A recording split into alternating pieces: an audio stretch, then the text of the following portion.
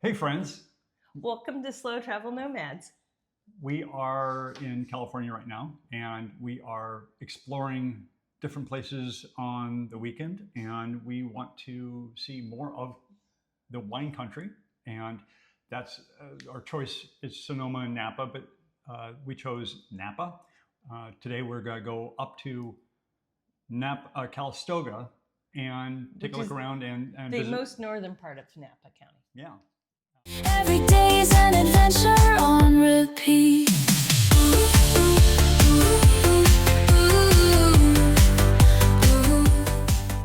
Calistoga was a spot to go during the Victorian age because of their mineral water and hot springs and things like that. Yeah, And they were known kind of as the health spa area. There's Yeah. mud baths and spas and yeah, so for quite a while, it's been kind of a destination, and it's still a kind of a little frou-frou little town.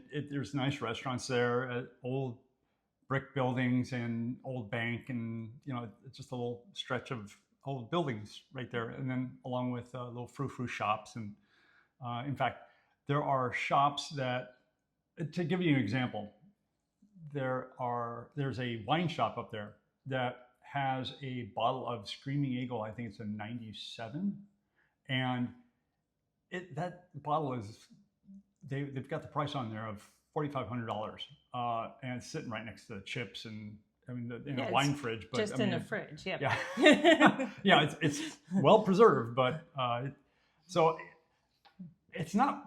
The funny thing is, I want to say it feels a little pretentious, but it's not, because when you're saying pretentious, it means you're pretending to be something, and they're not really pretending. That's really how things are. I mean, at least to a greater extent, it's both very taste oriented and I high-end. think it's a little bit pretentious. Just a little. Yeah. Just a little. I mean, when you can go from store to store anywhere in Napa County and find a bundle of nicely wrapped sticks for sale.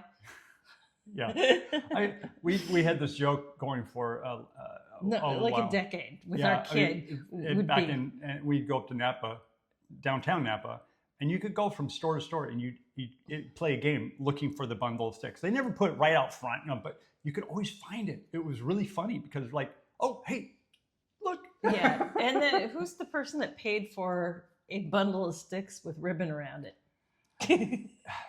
Decor. Yes. They're trying to catch something ephemeral and specific to So, California. Tiny bit of pretentious. Yeah, a little.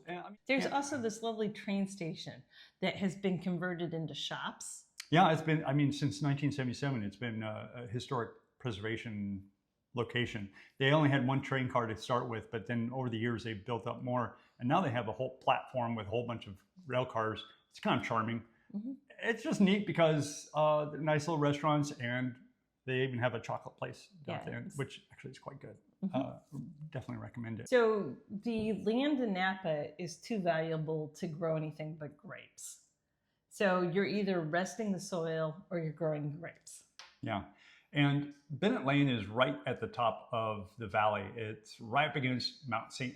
Helen, Mount St. Helena. Yes. Actually, Mount St. Helens is in Washington State. State. I always want to say Mount St. Helena, but one's a big volcano, one's just it's a hill comparatively, but it closes off the top of the valley. Yeah. And there's actually multiple wineries in the area, but there's Sterling's several up there. Yeah.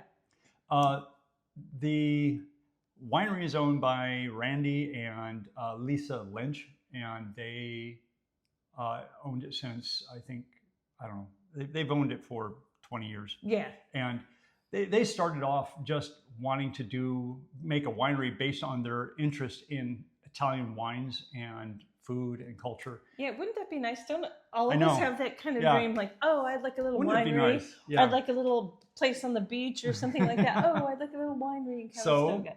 So they found their way through it, and they hired a good winemaker. I'm trying to think of his name, Rob Hunter. Yeah.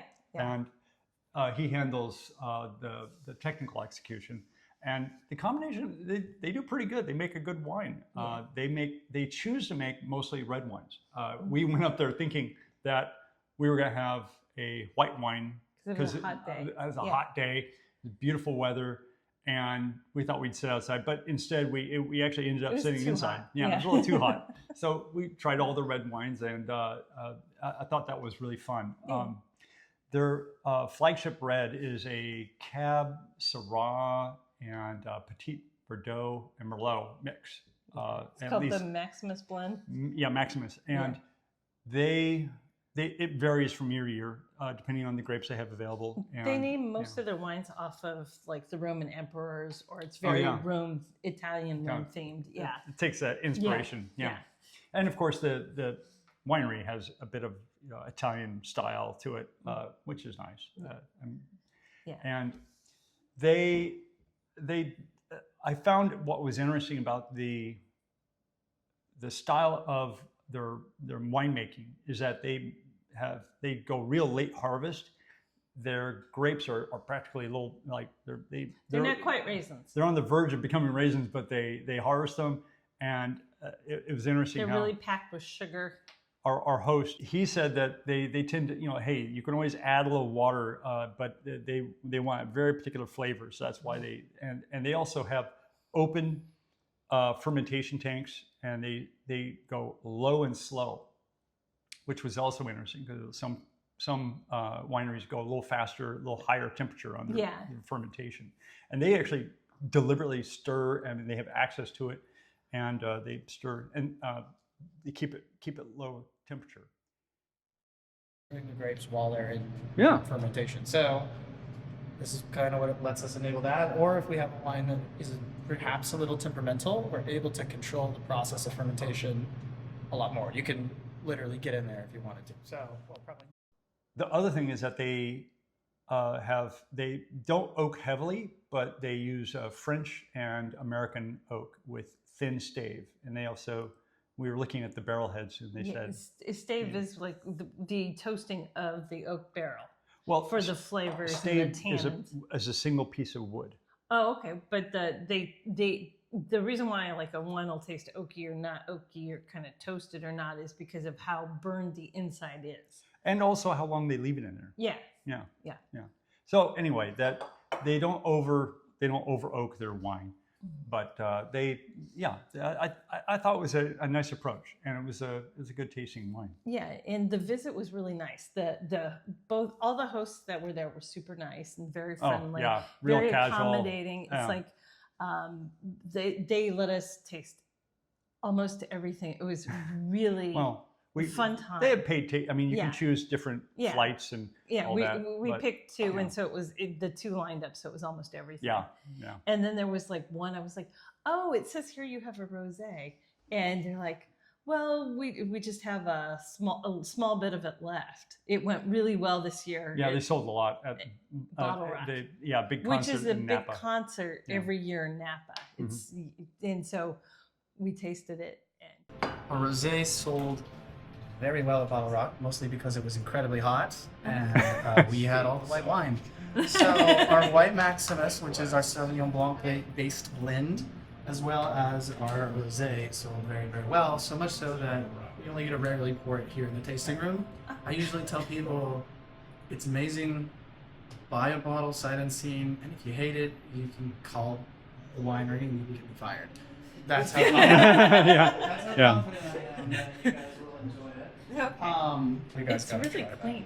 It is, right? Yeah. It's not too dull. I've tried it. I shouldn't say dull. That's a negative connotation word. But I've tried the 23. We do have some cellar. So I did a side by side of the 25 and the 23. Mm-hmm. The 23 is a lot more on that subtle, like very French, very dry. A lot less of that free forward. Well, it's interesting. I really like a dry. Me too. Rosé, right. But it's just fruity enough. There's a little more sugar. Yeah. Than it's not. I would not call this a brut. No. It's but not to that level, but it's very enjoyable. It is. And surprisingly. I don't like sweet, but it works. But Bennett, actually, I gotta give him credit. And that's. I'm sorry. What's the title? He's the head enologist or the assistant winemaker. And that's not the same thing as his first name is not related to the name of the winery. So Happy accident. yeah, happy accident, exactly. But anyway, he likes the balance, and I think this really expresses that. Yeah. He hit it on the head as perfectly as you can do. He kind of nailed it. So, again, like I said, this is the first wine that I purchased. Yeah. Yeah, and it's the one I had continuously for my family. I've been like, Rosé, okay. Yeah. We are down to like 50 cases. Yes. We had to get bottles of it. Yeah, it was, good. and it was really good value. I was like, Yeah. That one was lovely. So we came away from that very happy. That was just a really, and I have to say, the fellow that was playing host for us it was really enjoyable because he's a recent college graduate in art history, so we could talk about a we lot of had things. a lot to talk about. Yeah. Yeah, and it was just a nice connection. I mean, like that's what we really love about travel is because just connecting with people. Yeah. So if you are in Napa County, we would recommend Bennett Lane Winery for a tasting. Great winery. And it's not the cheapest, but it's not the most expensive either. It's right there solidly in the low middle end of tastings. I don't know. Yeah, I mean it's super expensive, but they're not. Yeah, they're not. It's not broad range. Yeah, Yeah, I mean I'm trying to think. It's not Sutter Home. Yeah. Well, I don't know how expensive Sutter is. We have never really gone to a tasting there. I just go by what they sell. I mean Sutter Home. But that's not fair. Tastings don't run that way. True. It's not.